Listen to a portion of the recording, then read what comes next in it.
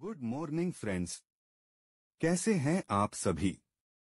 मैं आपका दोस्त, आपका साथी BS तरकर आज फिर एक शानदार समरी लेकर आया हूं। आइए सुनते हैं।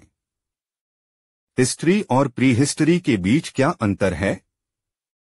इतिहास लेखन के आविष्कार के बाद की अवधि है, जिसके दौरान घटनाओं और विकास को लिखित रूप में दर्ज किया गया। यह आमतौर पर लगभग 3500 ईसा पूर्व मेसोपोटामिया में लेखन का आविष्कार से लेकर आज तक की अवधि को संदर्भित करता है। दूसरी ओर प्रागइतिहास लेखन के आविष्कार से पहले की अवधि को संदर्भित करता है, जिसके दौरान घटनाओं और विकास को लिखित रूप में दर्ज नहीं किया गया था।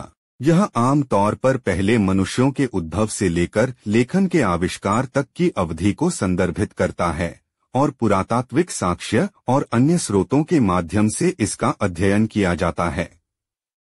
अगर दोनों के बीच मुख्य अंतर की बात करें तो यह है कि इतिहास लेखन के आविष्कार के बाद की अवधि को संदर्भित करता है, जबकि प्रागैतिहास लेखन के आविष्कार से पहले के समय को संदर्भित करता है।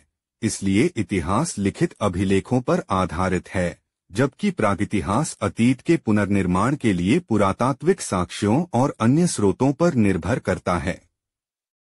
इस काल में मानवाइतिहास की कई महत्वपूर्ण घटनाएं हुई, जिनमें हिमिग मानवों का अफ्रीका से निकलकर अन्य स्थानों में विस्तार, आग पर स्वामित्व पाना, कृषि का आविष्कार, कुत्तों व अन्य जानवरों का पालतू बनना इत्यादि शामिल हैं। ऐसी चीजों के केवल चिन्ह ही मिलते हैं, जैसे कि पत्थरों के प्राचीन औजार, पुराने मानव पड़ावों के अवशेष और गुफाओं की चित्रकारी इत्यादि। पहिए का आविष्कार भी इस काल में हो चुका था, जो प्रथम वैज्ञानिक आविष्कार था। प्रागैतिहासिक काल में मानवों का वातावरण बहुत भिन्न था। अक्सर मानव छोटे बीलों में रहते थे और उन्हें जंगली जानवरों से जूझते हुए शिकारी संग्राहक का जीवन व्यतीत करना पड़ता था। विश्व की अधिकतर जगहें अपनी प्राकृतिक स्थिति में थीं। ऐसे कई जानवर थे जो आधुनिक दुनिया में नहीं मिलते, जैसे कि मैमथ और बालदार गैंडा।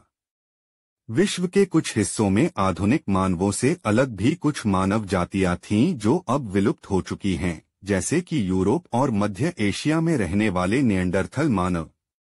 प्रागैतिहास में हम इन्हीं विभिन्न मानव प्रजातियों और उनके समाज के क्रमिक उद्विकास को समझने का प्रयास करते हैं। प्रागैतिहास को अपनी बहुत सी सामग्री मानव विज्ञान एंथ्रोपोलॉजी, उद्विकास एवोल्यूशन और पुरातत्व विज्ञान आर्कियोलॉजी से प्राप्त होती है। इतिहासकार इतिहास को 3 प्रमुख युगों में बांटते हैं। नंबर 1, पाषाण युग, जब औजार व हथियार केवल पत्थर के ही बनते थे। नंबर 2, कांस्य युग, जब औजार व हथियार कांसे ब्रॉन्ज के बनाने लगे। नंबर 3, लौह युग, जब औजारों व हथियारों में लोहे का इस्तेमाल शुरू हो गया। इन तीनों युगों की संपूर्ण कहानी अगले पार्ट में सुनेंगे। इस समरी में इतना ही, आगे और भी समरी आपके लिए लेकर आते रहेंगे। अगर आप चैनल पर नए हैं तो चैनल को सब्सक्राइब करें, साथ ही अपनों को शेयर करना ना भूलें। मिलते हैं अगली समरी के साथ, तब तक के लिए नमस्कार।